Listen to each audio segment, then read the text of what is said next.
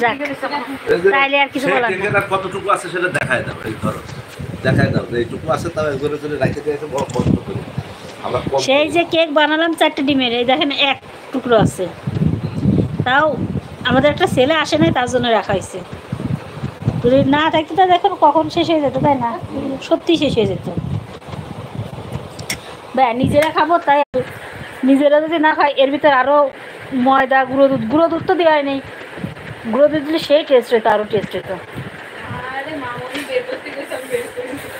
গুঁড়ো দুধ দিলে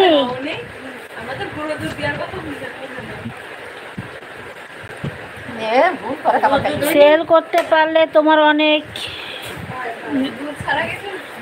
বেনিফিট আসবে বুবু। তার সাথে সাথে বার্গার বানাবেন। একদম একদম বার্গার না, বার্গার, চিকেন ফ্রাই এগুলো আমি ক্যান্টিনে উঠাবো। তা আমি পারি, মোটামুটি পারি, কিন্তু যে খুব ভালোভাবে পারি তা না।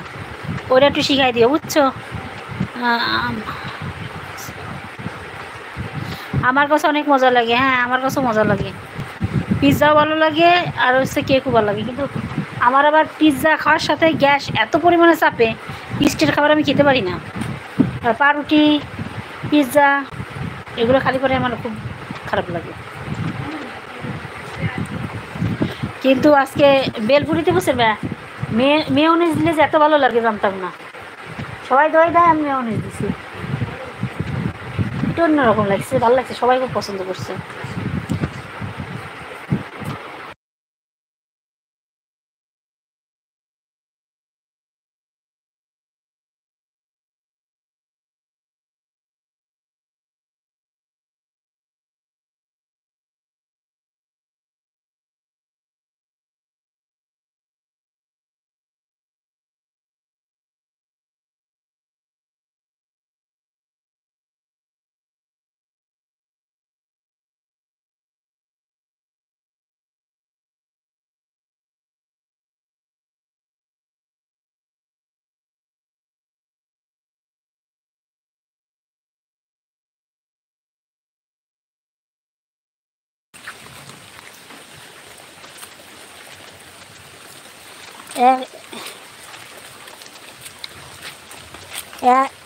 কি সোনালি, তোমার কাছে কি ভালো স্বাদ কেনা পিৎজাকে? 123 তোমায় দিব পিন।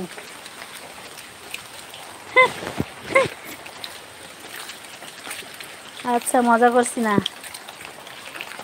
ঠিক আছে।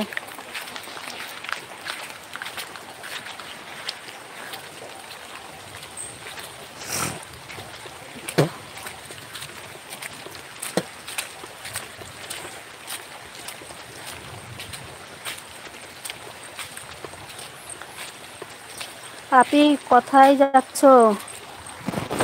এই যে ঘরে যাচ্ছি, এক ঘর থেকে আরেক ঘরে যাচ্ছি, বুঝছো? বৃষ্টি হচ্ছিল তো ওই ঘরে বসেছিলাম। ভাইয়াকে দেখালাম না, ভাইয়ার ঘরে। এখন আমি যে কুড়িয়ে ঘরে থাকি, সেই কুড়িয়ে ঘরে যাচ্ছি। দেখো অবস্থা কি, আল্লাহ, লাইট বন্ধ হয়ে গেল।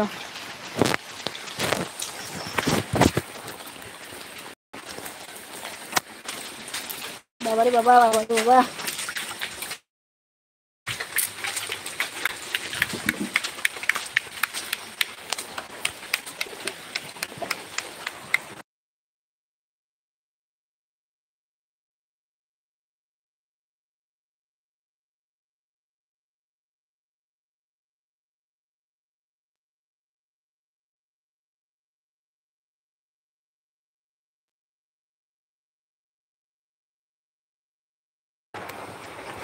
এখন কথা বলে মজা পাবো, ঠিক আছে?